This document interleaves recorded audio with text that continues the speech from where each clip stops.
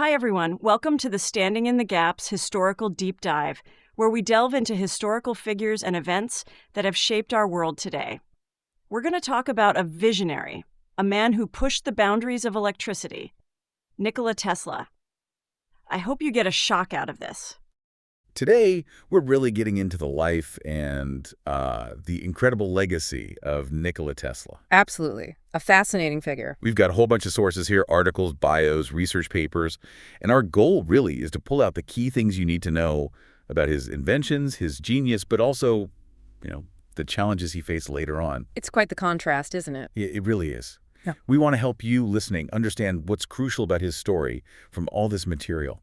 And hey, as we go, if you like what you hear, please hit like, subscribe, and definitely drop any questions or thoughts in the comments. We'd love to hear from you. Yeah, definitely. It's amazing how much of our world, like our electrical world, traces back to him, even if people don't always realize it. Okay, so where did it all start? Sources say 1856, Austrian Empire, now Croatia, Serbian parents. Right. And his father was a priest, but his mother.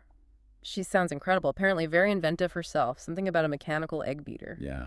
And Tesla himself said, that his inventive spark really came from her. That makes sense. And he was sharp early on, doing integral calculus in his head. That's...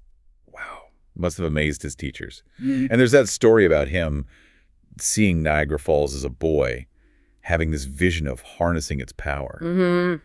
A vision that stuck with him, clearly. But getting into engineering wasn't easy. His dad wanted him in the priesthood. Right, the classic conflict. Then he gets cholera at 17, really serious, and he apparently told his dad, look, I'll pull through, but only if you let me study engineering. Wow, talk about strategic timing. And he recovered. He did, and his dad kept the promise. Off he went to the Austrian Polytechnic School. And that's where he saw that Gram dynamo, right? An early generator. Exactly. Yeah. And straight away, he's thinking, this could be better.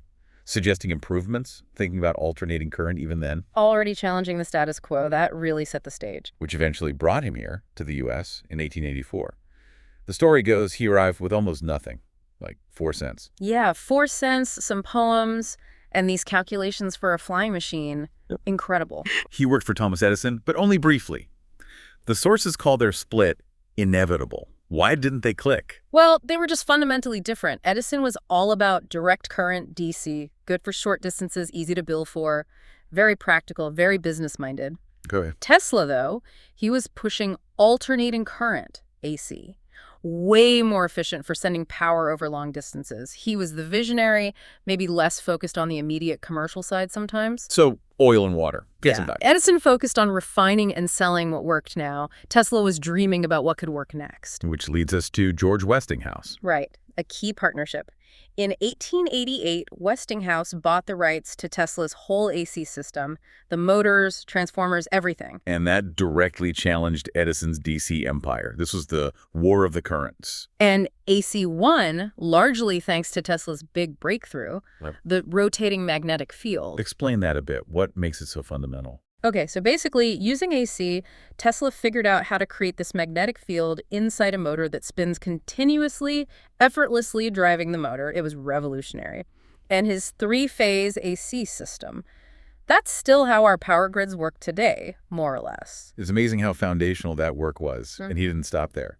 1891, the Tesla coil. Ah, yes, the spectacular high-voltage stuff, used in early radio experiments, too. He even demonstrated wireless lighting, fluorescent tubes, at the 1893 World's Fair. No wires. Imagine seeing that back then. Mind-blowing. And remember that boyhood dream?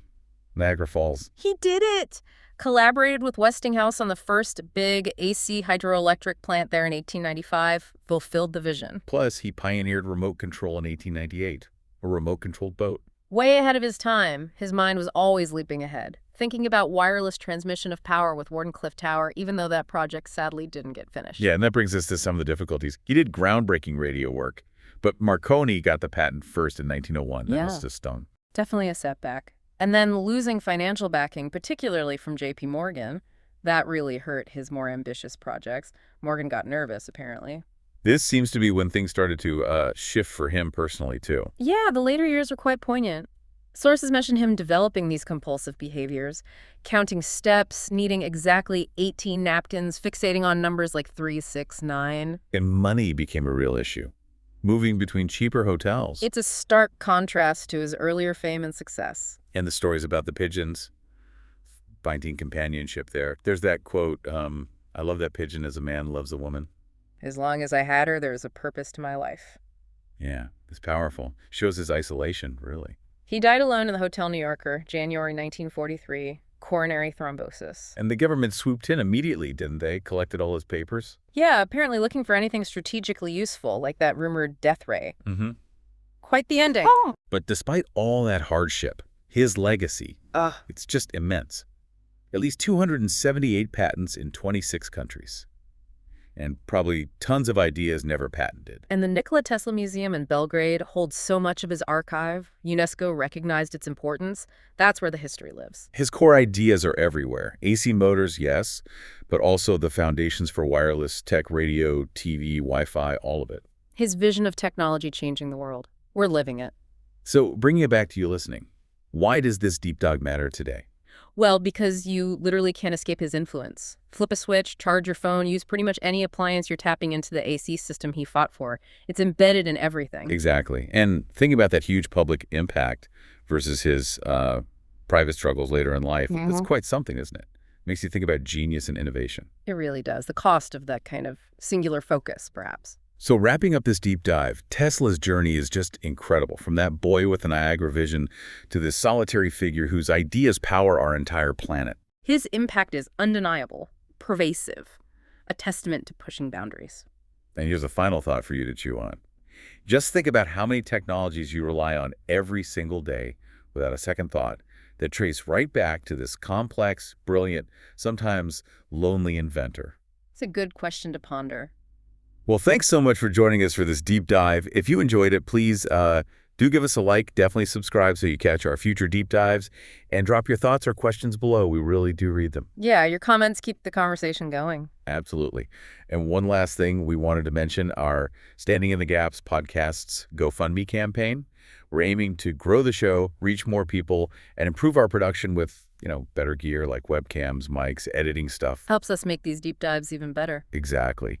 So if you feel like supporting the show, please check out the link you'll find in the description. Any support is hugely appreciated. Thanks again for listening.